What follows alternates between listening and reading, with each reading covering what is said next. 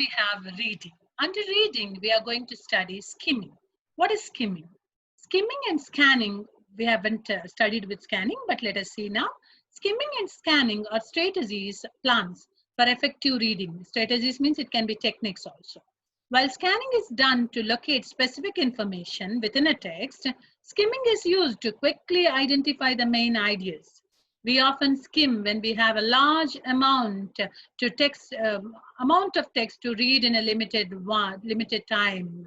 So skimming and scanning are two strategies, plans, or techniques for reading effectively. When is scanning done? Scanning is done to locate specific information. I hope the word term scanning itself shows. Why do doctors advise scanning? They advise scanning when you have a problem, that particular problematic part will be scanned. So we locate specific information within a text for scanning.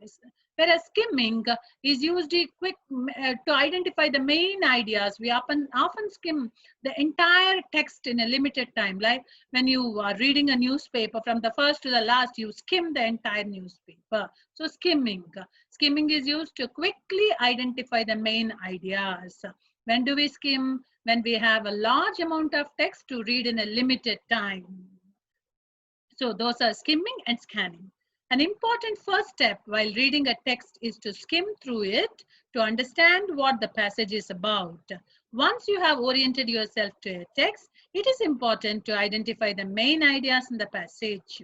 Often, each paragraph within a text focuses on a different aspect of the topic. It helps if you can quickly identify these main ideas from the keywords. This is about skimming. So skimming is done when you have to read large amount of text in a limited time. You take help of skimming technique and to quickly identify the main ideas. Whereas scanning is done to locate specific information within a text. We do scanning part. This is a very, very important thing. Now they have given, skim the following prospectus of a B school quickly and answer the questions that follow. They have given one passage, like it is like reading comprehension. You need to skim the passage and you need to write.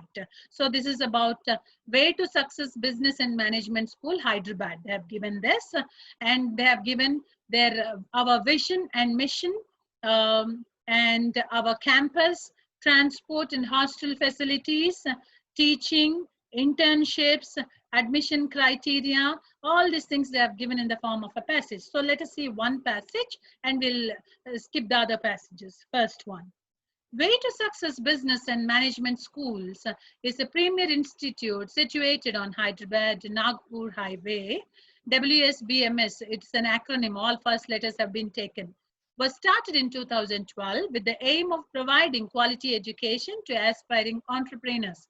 It is not entrepreneurs, employees who starts organizations, we call them as entrepreneurs. This was started by the visionary educationist, late Dr. G.L.N. Rao. WSBMS is recognized by AICTE New Delhi and is affiliated to JNTU Hyderabad. Our campus. It is built on a sprawling 35-acre campus. Our institute is known for state-of-the-art infrastructure and lab facilities. We have fully air-conditioned classroom and labs. Transport and hostel facilities. The institute provides transport facilities to all parts of the city at a normal charges. Hostel facilities are available for both men and women. Teaching. We believe in providing quality education. Therefore, we strive to keep our curriculum up to date. We have highly qualified teachers. In addition, top-ranking CEOs and business people from reputed companies visit frequently to deliver guest lectures. Internship. WSBMS believes in hands-on experience in addition to classroom learning. We organize regular industry visits for students. Also, we have tie-ups with top companies and our students get opportunities to do internships at these places and gain first-hand experience. Admission criteria. Admission criteria is the other one. And how to reach us, contact details. Now they have given questions here. Is the prospectus aimed at students, parents, or both? Yes, it is aimed at both students and parents. Would you use the prospectus to find out about the philosophy of the institute? In addition to internships, what does the internship section deal with? The internship section conducts in industry vision for students, industry visits for students. Does the prospectus give details of the transport facilities? Yes, it gives. You can find out about classroom facilities from this prospectus, true or false? True. The prospectus includes information about issues concerning ragging, true or false? False. Does the prospectus give information about admission criteria? Yes. Does the prospectus give contact details for more information? Yes. Does the prospectus tells you about placement details? No, it doesn't. The prospectus give you the telephone number to call if you want to be picked up for a visit. True or false? True. This is scanning, what we have studied. Scanning is a useful reading strategy when we have to locate a specific definite purpose in our mind. We run our eyes quickly never over the text to locate specific words or phrases that are of interest to us. For instance, in a job advertisement, we look for specific details such as the position, salary, requisite qualification and experience, and other location of the job, among other things. In a TV program guide, we focus on a specific time slot to see which programs are on. The key to successful scanning is being absolutely clear about what we are looking for and where we might find it. When we are not sure about the exact location, we might first want to skim through the material and then scan for specific details. So scanning, as we have already discussed, locating specific ideas, locating specific information, we need to take help of scanning. So especially when you are looking at the job application, you see what is the salary, what is that, all those things. So tips for scanning. Identify the information you are looking for. Think about which part of the text this information is most likely to be found in. Run your eyes through the text looking for keywords or phrases. Read the sentences in which the keywords appear. The answer is likely to be found there. So this is a scanning procedure. And this is about as the same passage we have like reading comprehension, you need to do this. Then comes writing. What is writing? Sensible writing. Sensibility in general refers to an acute perception means of a given situation or issue and the most appropriate responses to them. Writing sensibly means that you have a clear understanding of the complex issue in focus. You examine it from multiple angles and take an unbiased perspective. You then develop your argument logically based on credible sources of evidences, statistics, and other supporting details. So writing sensibly means, sensibility means how you have to aptly answer to the question what they have given there. You need to have a clear understanding of the complex issues. To write sensibly, you need to have a clear understanding of the complex issues which are given in the subject. And you need to think in a multiple angles, not only one side, you have to think in a multiple angles. Now, how tips to write sensibly. Understand the given task completely. Read each keyword cautiously, carefully. Cautious means careful. Identify connotations. Connotations means indirect meanings of the words, not direct literal meanings. You have figurative meanings also. You have to understand that. And decipher, it's not decipher, it's decipher. Means convert into a normal language. If it is a complicated word, try to convert into your own language. So, and convert, decipher in any underlying interpretation and ideologies. So understand the given task completely, identify the connotations and decipher the meanings. Second one, read multiple sources of the information on the given issue. Be aware that most issues have different and sometimes conflicting perspectives. So multiple sources you need to read to write sensibly. And be clear about your perspective on the issue. Be clear, whatever you are writing, try to be clear on that. Try to be as unbiased as possible. Biased means prejudice. Unbiased means not being prejudiced, means giving equal importance.